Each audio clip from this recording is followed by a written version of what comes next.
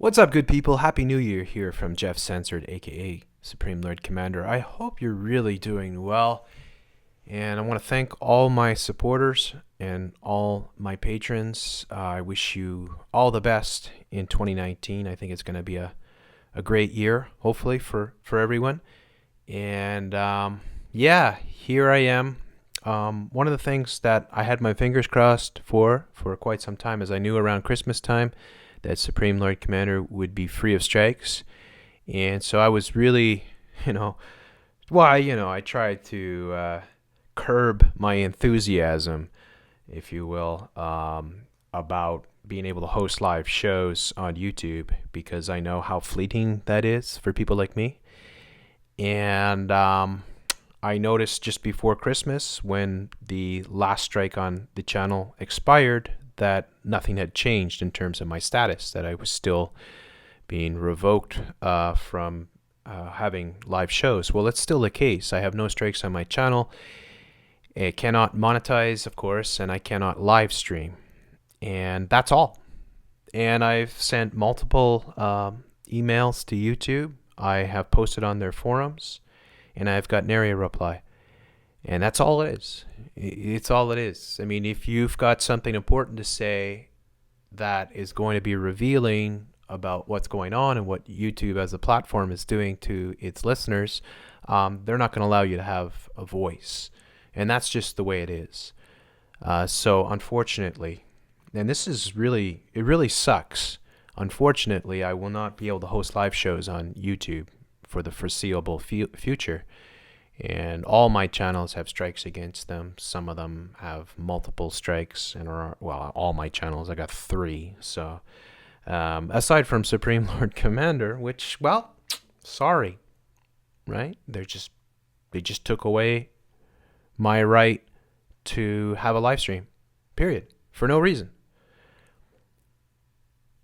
And my suspicion is that it's because I am such a fierce critic of YouTube, the platform itself. I've got to be, I would have to say, without a doubt, I've never heard anybody rip YouTube to shreds the way that I do. Not that I need to pat myself on the back or anything, but the fact that I have been such a severe critic of YouTube in general. And what you have on YouTube is you have a lot of shills, obviously. And then you have a lot of faux critics, I guess you could say, that might critique something like you had during the BetterHelp scandal. You have these characters that come out and critique Philip DeFranco and stuff like that, but they only go a little way. You're not going to reveal who's really responsible or ultimately what they're trying to do. So I think what they're trying to do is contain the criticism of their platform. I think in many ways that really is it, because I haven't been doing the shootings or any of the old stuff that I used to be known for, and I've all but given up on doing that type of analysis on this platform because it's just not at all acceptable. As I've said many times before, is that you can put anything, you can claim that the earth is flat, you can post 24/7 podcasts, you can raid hundreds or thousands of other people's chats, you can say that CERN has opened portals to Uranus and we live in an alternative sort of universe where children's breakfast cereals have been slightly altered, but you cannot critique or analyze the media. You can Sargoyev Mossad it, meaning you can take the low-hanging fruit of the feminist or the leftist, the Antifa and stuff like that, and Mark Schuldice it, but you can actually come in and say, you know what, this big event that everyone's talking about, not really sure about this, not really sure if it happened at all, and that's not acceptable at all. And I've known that for many years now. I'm living proof of it. So over the past few years, especially on Supreme Lord Commander, I've shifted to being much more of a critic of their social engineering. And I think in many ways, I mean, I don't like to fall into a niche or something like that, but I mean, there's only so much that one can cover. But I think in many ways, some of my most important work is that social conditioning, right? When I say your entertainment is programming, that is a threat. And I'm beginning to think that that might even be a bigger threat than revealing their fake news shenanigans, that actually coming and showing people what their social engineering is doing to the youth and others out there is a big threat. And they want to contain that as much as possible. So what they've done is they have put me in a special category. Now, there's somebody who has an extremely popular YouTube channel who once inquired about me and informed me that I am in a very special category. I'm at the top of the list when it comes to censorship, and they're watching everything that I put out. So I know that they're listening to this and they're watching that. And it's just like, all I can say is to the YouTube community, I mean, seriously, some guy up in Kazakhstan, I mean, come on, how dangerous can I be? They have algorithms that protect my work or shield my work from the eyes of the average person. It's almost impossible for me to get a video that would get over a couple thousand views. And the BetterHelp scandal was a good example of that, because there was a lot of other channels that were covering it, and some of those channels were getting hundreds of thousands of views, but I would be stuck around the 2,000 view mark, and that's because my videos will not turn up in searches. They'll turn up in searches if I search for them, but if I switch my account and I go to a different account, there's no chance that my videos will turn up in a search. And that is how they've dealt with me, by destroying all my work, taking down all my videos, revoking my live stream privileges, destroying my ability to make any income, destroying my ability to actually reach the masses. So it's extremely unjust what has happened. It is extremely awful the way that I have been treated by this platform. And, well, them's the breaks. I ain't going to lose any sleep over it.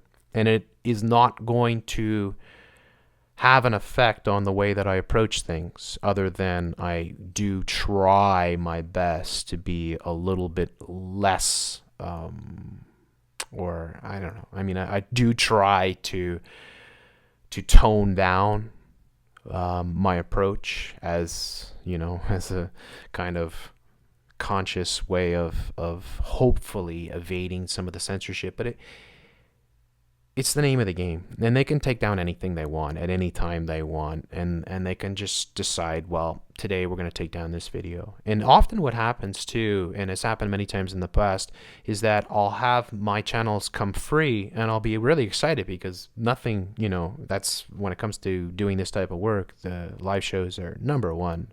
I mean, I love doing live shows. That's, I'm good at live shows. Let's just put it that way, and I really enjoy doing them. And I think they know that, and I think they really don't want me to have any audience whatsoever. And they just want to contain me and keep me in a little dark corner and hope that that works, I guess.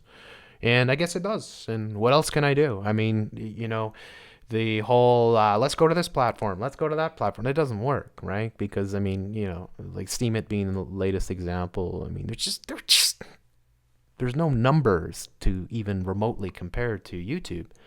You're not going to reach the mainstream audience. And then a cynic can come in and say, well, hey, you're not reaching the mainstream audience anyways, because your videos are being shielded and the algorithms are protecting your videos or preventing your videos from reaching the average person. And I would say, well, yeah, and it's damned if you do, damned if you don't. I mean, it's just the nature of what it is. And this is nothing new throughout humanity. I mean, it's just what it is, right? I mean, if you are speaking about who has the power and what they're doing with it, you're a threat, and they will fuck you up. And that's just the way it goes. I mean, that's the history of the world, is it not? So I am not under any illusions, and I think most people know that. I mean, I think years and years back when I had Free Radio Revolution and I was, getting millions of views a month sort of thing, and feeling a level of satisfaction for being able to reach the average person, but also feeling the frustrations of having videos constantly pulled and the channels constantly censored. That's why I had so many different Free Radio Revolution channels. Um, that period is over, and people like myself are never going to be allowed to have that reach. And that's it. So if you think about YouTube critics out there, how many YouTube critics actually critique the hierarchy of YouTube? How many people actually mention Susan Wojcicki when they're talking about, the censorship and stuff like that? How many people will actually come out and expose the PewDiePies and the Philip DeFrancos and stuff like that, other than just the low-hanging fruit sort of thing? This is something that I've just come to accept. And I think that's what they're hoping as well.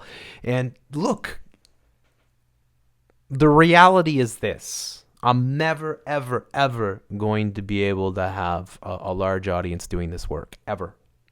I've known this for years and years and years. I have no illusions about it. I might have had illusions way back when, when I actually was able to reach bigger audiences and stuff like that. But those illusions have been crushed over and over and over again, so there is no illusions of that. I have no illusion. I have no, fantasy, if you will, about being super popular and reaching people. I know that my work is extremely important. Like, I know that because I know a lot of what's going on, like so many years of experience and so many years of examining the media and breaking down and examining their agendas, and really, the depopulation thing being one of the biggest things that I cover, and how many different things fall under that umbrella. I know that my work is super important, but I know that because it's super important, it is going to always be super censored. That's all. And that's why Jeff Censored, everybody that's listened to me for a long time knows this too, right? And so the way that I approach it now is just planting seeds, and being an influencer, like being, maybe like, I remember talking years back with one of my friends, KJ Osborne, scariest movie ever, on his radio show. And he was talking about us being like the punk rock bands, right? That we're like the punk rock bands of the 70s, right? That when everybody was coked out and doing disco and going down Queer Avenue, the punk rock bands came out and said, fuck this shit, and we're just going to play music, and we don't care if you don't like it, sort of thing. And yeah, we were, absolutely, 100%. And I think that I embraced that way back in those days, and I still do to this day. And I still do think, like there's a quote about the Velvet Underground is like that everyone that listened to the Velvet Underground made a band. So I think that maybe that might be somewhat of the influence that I hope to have, or have had in a certain in this realm, I guess you could say, is that just planting those seeds and getting other people to pick up and that's why I did, like, when you go back, Hoax Central and Free Radio Revolution 1, where I took a channel that I had that had about 20,000 subs or whatever, and I gave it to the Truth Movement, and I said, send me your vids and I'll put them up. And so I was uploading all these people vids so that other people could find other people posting similar type work. And that obviously didn't work, because then shills get in and they start posting their work, and then you start promoting the wrong people, and then then they come back and stab you in the back and all that crap. But that was always the sort of the idea. And the idea of We'll Do It Live, the Real Alternative Podcast, which was a show that lasted for about a year and had really good success back in the day and influenced a lot of people, was just to give people that didn't have a voice, or that were just starting off, or that we thought had talent and creativity and had important information, that give them an opportunity to get an audience. And that was always my focus. So my focus back then, was just to really, really help get as many people questioning the media as possible. I always had this in my like the number one thing that I always thought, and I still do to this day, is that if you can shatter the illusion of the corporate media, if you can, you know, if you can get people to think critically of everything, then you'll win, right? If you can reach enough people with that, if you could just get people to question things. And that's what I used to say back then. And I think that's one of the reasons why they chose the flat earth as one of their ways of destroying the truth movement, because, you know, it was like, well, let's question everything, right? And to an extent, I certainly agree, but nonetheless, these are massive psyops that have been used to destroy and set up all and create a completely different sort of image of what a quote unquote truther is, or is viewed as today. And I never ever use that label on myself, because I think the term sucks, and I think critical thinker is what I would like people to think of me as a media analyst, a critical thinker, a media skeptic. You know, like those terms I like because that's more accurate about what I do. As an agenda exposer, probably my best thing is exposing the New World Order agendas, the big agendas, and the biggest being the depopulation, which so many things that we see fall under. And understanding the depopulation agenda, understanding Agenda 2030, Agenda 21, and how they're carrying out these things and how they're using the social media to accomplish these things was pivotal. And with Supreme Lord Commander was a channel that I created in 2015, and the whole purpose of the channel was to examine the popular culture and the movies, the television shows, the games, and really dig into them and find out what they're doing with these things. And my mind was completely blown, because prior to that I knew a lot about how they were using social how they were using media and all that to manipulate people, but I really got a huge eye-opener to YouTube itself as being this entity of massive New World Order programming, which is worse every day, like more controlled and more evil. Yeah, on a daily basis. Yeah. Yes, YouTube community. Yes, absolutely. I have no qualms. I have no hesitation saying something like that. I think your platform is evil. I think Google is evil. I think that's why they got rid of Don't Be Evil. The people that created Google probably weren't evil guys. They're just programmers who came up with something and it caught wind and became this thing. But the people that took over Google, Alphabet Incorporated, the parent company of Google and many other very hideous New World Order corporations, they are not good people, in my opinion. I don't think they're good people. I think they're terrible people, and I think that they're pushing the youth into very, very bad sort of lifestyles. And so it has been a tremendous boon to my understanding to have a channel like Supreme Lord Commander, and that's why I very much want to keep this channel afloat. And I was really hoping to be able to host Jeff C. and Friends, to host Q&A with NWA, and to host podcast like I used to do, like The Bigger Picture. But I understand that the way it is that YouTube, the last thing YouTube wants is Jeff Censored going live. Jeff Censored live, breaking down whatever the big news story is, because people might just stumble upon that, and we can't have that. And that's the reality. That is the fucking reality. And it sucks. But it doesn't mean that you still can't have an influence. And that's the way I look at my work. I look at my work as being very important. And I look at myself as being one of these, hopefully, influencer of other people that will, take up the torch and help expose what's going on. And that's where I see my role. So I have no desire. I mean, I would like to have more support. Yeah, I'd like to have more support.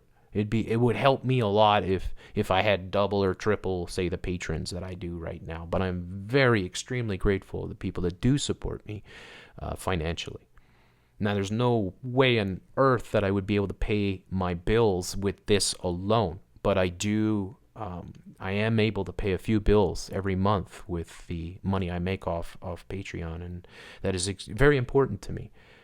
But as you've seen recently with Sarkowife Mossad, which is another psyop a la Alex Jones being censored, it's one after another. They're setting the table, and they want to make sure that they set a table in which people like myself are not invited. We don't have a place. And that's the reality. That's the reality. People like me are not meant to have a place because we would turn the table upside down. And they can't have that. So it's just the way it is. It's just the way it is. It kind of sucks. And ideally, I'd like to have a million subs. I'd like to make a decent living off doing this type of work and reach and have a huge influence. And I think I've had a pretty big influence. I think a lot of people, like thousands and maybe more, have stumbled across my videos. I mean, I've had tens of millions of views on the multiple channels that maybe enough seeds were planted with the work that I've done over the past almost 7 years. It'll be 7 years in early April of 2019. So almost 7 years, and we're getting close. A few months, 2-3 months away. 2 months. Where, being able just to be able to reach the amount of people that I did in that time, I can feel good about that and feel like, you know what? It's okay. It's okay. I don't need to have huge numbers. It's almost I'm just going to stop here for a second and just say it's almost the opposite of what the average YouTuber experiences. Like the average YouTuber, you put out material, you work hard, you get better, you slowly gain your audience, or maybe you quickly gain your audience if you're a cocksucking shit-stained shill from hell. Roman Chillennial. And let's take the average YouTuber. Let's throw away the shills, the Richie from Boston's, all the bullshit artists. Let's just talk about the average YouTuber, like a gamer or a fucking, somebody that, does commentary on Game of Thrones or something stupid like that. The average YouTuber, they start a channel. They start putting up videos. Their videos get better because they learn how to use software and video editing, and they work hard. And they gain people over time because, it doesn't work the opposite way unless you're on a Cian or something like that, right? You're just an insufferable, narcissistic, sociopathic fucking scumbag from hell. Generally, you're going to gain more people, and more people are going to come and support you. And so over time, you get more audience, you work hard, and I can, that's good for anybody that's doing that. I mean, it doesn't matter what you're like. I watch tech reviews, for instance, right? And I appreciate the people that do the tech reviews, because if I'm looking for a particular piece of tech, I want to be able to go on YouTube, find out the information that I need to get, and make the best decision, sort of thing. So I can appreciate the average person. I'm not talking about the Rainbow Unicorn fucking New World Order programmers, the Hannah Harts, the Ingrid Nilssons, the Puke Dye Pies, the Marquis Asplowers, the Jack Accepta guys. I'm talking about just the average YouTuber. And they can come in and they can work hard, and they can hopefully carve out a living. They can, monetize their videos, put some ads on it, open up a Patreon, and you can appreciate that. You can say, hey, good for you, and yeah, I'll support you and stuff like that. For me, it's the opposite. It's like, built up huge channel, worked so hard, produced so many videos, hosted hundreds, if not thousands of live shows. And every time my videos are crushed, every time my channels are taken down, every time my subscriber base is destroyed. So it's the opposite of what the average person does. And that sucks. It sucks.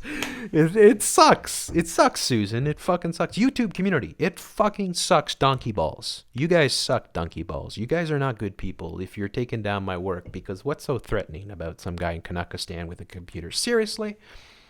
Right? But that's the reality. And it's okay. It's okay. I'm cool. I'll keep going. I'll keep putting up the information the best that I can. I've got, as I said, I got a bunch of series incoming, some continuing series. The only thing it appears that I'm not going to be able to do is host live shows, at least on this platform. We'll look at other platforms in the future. And I apologize to all my supporters, and I hope that you continue to support me, regardless of and understanding the censorship. Maybe even then, you might come in and say, you know what? I haven't supported this guy before, but now I'm going to support him because I realize I've seen it over and over again. This is just ridiculous, the way that he's treated. And this goes way back. I mean, the crazy censorship. It would make a pretty fucking crazy documentary just to show the censorship that I alone have suffered over the years. It would make a compelling to show all the hundreds of fucking pink slips and the types of videos that have been taken down. It would be something. You know, unfortunately, it ain't going to happen with me. I'm not going to do it. Maybe somebody else will dig up the archives one day and put it together and show it to the world. I just move forward. You know, I don't look back. I move forward. I believe that at this point in time, the work that I do, the understanding that I have, and I've learned with all of you, like a lot of my audience, for instance, I love the people that support me. I mean, you guys are awesome. And there are so many good people. Like when we were doing the Jeff C. and Friends and the Patreon shows before that, there are so many smart people that listen to my work and that help me always. Because I make mistakes all the time. You know, I get people coming in and saying, no, actually, Jeff, you got that part wrong. Or actually, I'm not sure about that. And I love that. I really appreciate it. I'm very humble about doing this. I mean, this, you know, I've been accused in the past of being other things. And there were times where my head wasn't properly focused, and I you know, my emotions got the better of me. And yeah, you could say maybe at times my ego might have got the better of me. But boy, oh boy, I feel very, very oriented and very, you know, headstrong and focused now, and I feel like I've really tapped into the quote unquote bigger picture about what's going on, and that through all the things that I've covered, whether it be the shootings or, you know, the Ebola and stuff like that, or, you know, the media manipulation, the LGBTQ and SWXYZ, all these different things that I've covered have really helped me understand a lot of what's going on, and it's helped me be able to see how this new world order is being formed. And so I feel like I'm much wiser than I've ever been before, even though I have a much smaller audience than I ever had before. Even though, you know, I've lost all my, you know, my channels and my big subscriber bases, which are very difficult, you know, and if you don't know this, it is difficult. I mean, I had TMF on the other, like a few weeks back, and we were doing some podcasts, and he lost his channels, both of them. And, you know, he had Truth Media Revolution had a channel that had, I don't know, 120,000 subscribers. You know, Free Radio Revolution had, I don't know how many, you know, like over 100,000. I mean, New World Agenda had over 50,000 subscribers alone. So, like, people don't know this. And it's like, okay, you have your audience, right? And you understand this. So you have, like, an audience that will tune in every time you put up, or more or less, unless they see the thumbnail and they're like, oh, I don't want to hear about that, or I don't have time for this one. But generally, you have an audience. So you might have, you know, a few hundred or a few thousand people that will watch every video. But then the bulk of your subscribers are people that, what I would call soft subscribers, that saw one of your videos, subscribed to you, and has you in their feed. And that's the bulk of every sort of YouTuber is like that. We're all the same. You have everyone has a hardcore sort of contingent, or they hope to have a hardcore, like a strong support base, and then you have a much bigger sort of subscriber base, which represents all these people that have seen your work once in a while and have decided to subscribe to you. And that is a very important part, because that is where you're putting up videos, like it's like a thumbnail, and people are scrolling through, and then they see something that you have done, and maybe they haven't listened to you for like a month or a year or something, but they're like, oh, what's this? I'm going to check this out. And then all of a sudden they're listening to you again. And that's what they revoke from people like me. They crush that sort of soft sub, that big, broad reach that you could have. So along with the algorithms that are taking my videos out of the searches, absolutely, 100%. At the same time, their algorithms are promoting the corporate media and the shills. So making sure people like Mark Schuldeis, Roman Shalenial, making sure that people like that are front and center, and that they're getting as many views as possible, because these are the people that they have strategically positioned to carry the narrative and to gatekeep. And so that is the reality. So what I would say about this, I mean, I believe there are channels that have been very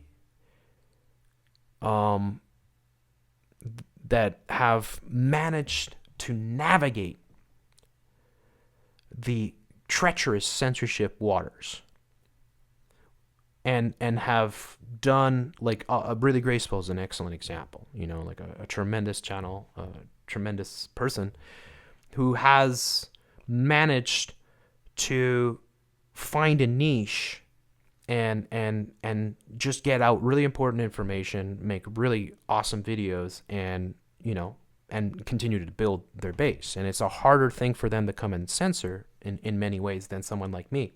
Someone like me is just much more in your face and telling you about what's going on, and someone like that is much more clever and just, or you could say in some ways more clever in the approach, and so it's a much more delicate thing for them to come in and censor, and so God bless people like that are able to do that. But I think people like myself, so like the type of guy that I am, is like, I'm gonna come in, I'm gonna roll up my sleeves and start duking it out right away, because I'm a fighter, right? And so people like me are not going to be welcome in this realm. No, we're not going to have, because we're too dangerous. If you were to switch my subs, say with Philip DeFranco, I mean, it would, you could just imagine what would happen, You could just imagine. I mean, it would be shocking.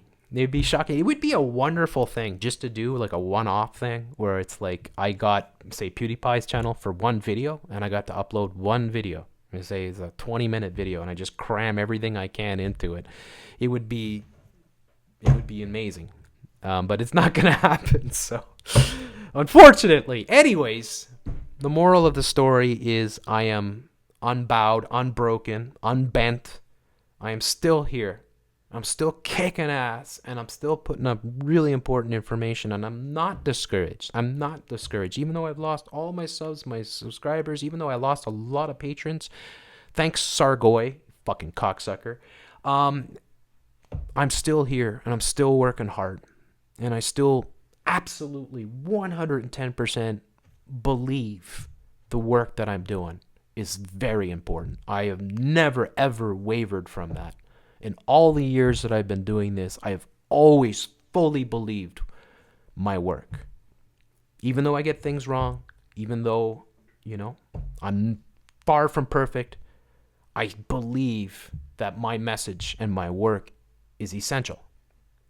And so I see myself as being that guy in the background, hopefully planting seeds in the right places and helping those folks take that torch and reach the new, bigger audiences.